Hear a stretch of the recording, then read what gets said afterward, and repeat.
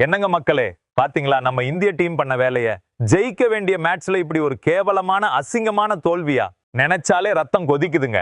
இந்த தோல்விக்கு யார் யாரெல்லாம் காரணம், யார் யாரெல்லாம் அந்த பாவத்தை செஞ்ச துரோகிகள்னு மொத்தமா இன்னைக்கு பிரிச்சு மேய போறோம். அது மட்டும் இல்லாம இந்த ஒரு தோல்வியால நம்ம இந்திய டீம் உலக கோப்பையை விட்டு வெளியே போயிடுச்சா, இல்ல வெளியே போறதுக்கு வாய்ப்பு இருக்கான்ற புள்ளியியல் விவரங்களையும் இந்த பாயிண்ட்ஸ் டேபிள் வச்சு உங்களுக்கு அக்குவேர ஆணிவேரா விளக்க போறேன். இந்த வீடியோவோட கடைசி நிமிஷம் வரைக்கும் ஒரு செகண்ட் கூட ஸ்கிப் பண்ணாம பாருங்க. அப்பதான் உங்களுக்கே புரியும் நம்ம டீம் என்னென்ன தப்பு பண்ணிருக்குன்னு. அப்படி என்னதான் நடந்துச்சு அந்த மேட்ச்ல. முதல்ல ஸ்கோர் கார்டு எடுத்து பார்ப்போம் மக்களே. இந்த மேட்ச்ல நம்ம இந்திய டீம் தான் முதல்ல பேட்டிங் செஞ்சாங்க. போர்டுல அவங்க அடிச்ச ரன்கள் எவ்வளவு தெரியுமா? வெறும் 158 ரன்கள் தான். சரி, பேட்டிங்ல தான் சுதப்பிட்டாங்க, பவுலிங்லயாவது மிரட்டுவாங்கன்னு பார்த்தா அங்கதான் வச்சு செஞ்சாங்க நம்ம பவுலருங்க. ரொம்ப ரொம்ப மோசமான பவுலிங் நண்பர்களே. வெறும் 19 ஓவர்லயே அந்த ஸ்கோர் எதிரணி அடிக்க விட்டு மேட்சை தாரை வார்த்துக்கு கொடுத்துட்டாங்க. ஆரம்பம் வேணா ரொம்ப நல்லா தான் இருந்துச்சு. ஷெபாலி வர்மா 4 ஓவர் போட்டு வெறும் 22 ரன்கள் மட்டும் தான் கொடுத்தாங்க. ரொம்ப அருமையான பவுலிங். அது மட்டும் இல்லாம ஒரு விக்கெட்டையும் தூக்குனாங்க.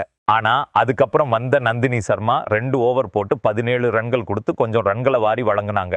அருந்ததி ரெட்டி 3 ஓவர்ல 29 ரன்கள் அள்ளி தெளிச்சாங்க.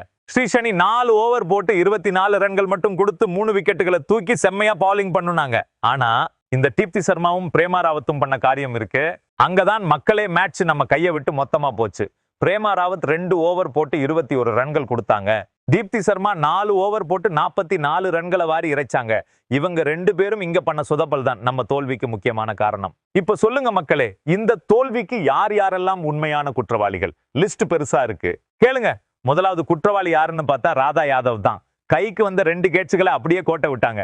கைக்கு நேரா வந்த பந்த பிடிக்காம விட்டா அப்புறம் எப்படிங்க ஜெயிக்க முடியும்? அங்கேயே நம்ம மேட்சை தோத்துட்டோம். 2வது குற்றவாளி யாருன்னு பாத்தீங்கன்னா ஸ்மிருதி மந்தனா. நல்ல ஒரு ஆரம்பம் கிடைச்சும் கூட அதை பெரிய ஸ்கோரா மாத்தாம அவுட் ஆகி ஏமாத்திட்டாங்க. 3வது குற்றவாளி ஷெபாலி வர்மா. பெரிய ஸ்கோர் அடிக்கிறதுக்கு அருமையான வாய்ப்பு இருந்துச்சு. 31 ரன்கள் அடிச்சாங்க. ஆனா அதை பெரிய இன்னிங்ஸா கொண்டு போகாம விக்கெட்டை விட்டுட்டு போயிட்டாங்க. 4வது குற்றவாளி யாஸ்திகா பாட்டியா. வெறும் 15 ரன்ல அவுட். 5வது குற்றவாளி ஜெமிமா ரோட்ரிக்ஸ். வெறும் 12 ரன்ல அவுட் ஆகி பல்ப வாங்கினாங்க. நியாயப்படி பார்த்தா ஷெபாலி வர்மா பவுலிங்லயும் நல்லா பண்ணுனாங்க, பேட்டிங்லயும் ஓரளவு பண்ணுனாங்க. அதனால அவங்கள நம்ம விட்டுருவோம். அவங்க பண்ண அந்த பங்களிப்ப மாதிரி இன்னும் ஒரு 2-3 பொண்ணுங்க ஒழுங்கா விளையாடி இருந்தா நம்ம மேட்சை ஈஸியா ஜெயிச்சிருக்கலாம். ஆனா இந்த பிரேமா ராவத், தீப்தி சர்மா பண்ண அந்த மோசமான பவுலிங் இருக்கே, அவங்களும் கண்டிப்பா இந்த தோல்விக்கு குற்றவாளிகள் தான். ஆனா ஒரு விஷயத்தை நல்லா புரிஞ்சுக்கணும் நண்பர்களே.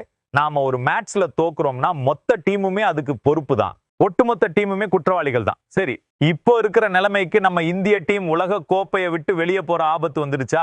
வாங்க பாயிண்ட்ஸ் டேபிள பாத்துருவோம். இப்போதைக்கு நம்ம இந்திய டீம் அவங்க குரூப்ல இன்னும் 2வது இடத்துல தான் நீடிச்சுக்கிட்டு இருக்காங்க. ஆனா இன்னும் அவங்களுக்கு ஆஸ்திரேலியா கூட ஒரு மேட்ச் பாக்கி இருக்கு. அது போக பங்களாதேஷ் கூடவும் ஒரு மேட்ச் பாக்கி இருக்கு. அந்த பங்களாதேஷ் சாதாரண டீம் இல்ல மக்களே. அவங்க ஏற்கனவே பாகிஸ்தானை தோற்கடிச்சிட்டு வர்றாங்க. அப்புறம் அந்த ஆஸ்திரேலியா இருக்காங்களே, அவங்க விளையாடின எல்லா மேட்ச்லயும் ஜெயிச்சு கெத்தா உட்கார்ந்துருக்காங்க. இதனால என்ன ஆகும்னு யோசிச்சு பாருங்க.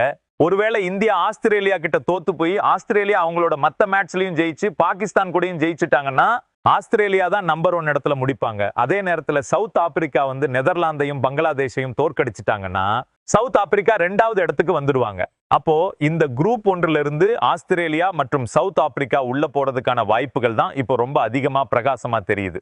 ஒருவேளை இந்தியா சவுத் ஆப்பிரிக்காவை தோற்கடிச்சிருந்தா இந்திய டீம் 6 புள்ளிகளோட பாயிண்ட்ஸ் டேபிள்ல டாப்ல, அதாவது முதல் இடத்துல இருந்திருப்பாங்க. ஆனா இப்போ இந்தியா 4 புள்ளிகளோட 2வது இடத்துல தான் தவிச்சுக்கிட்டு இருக்காங்க.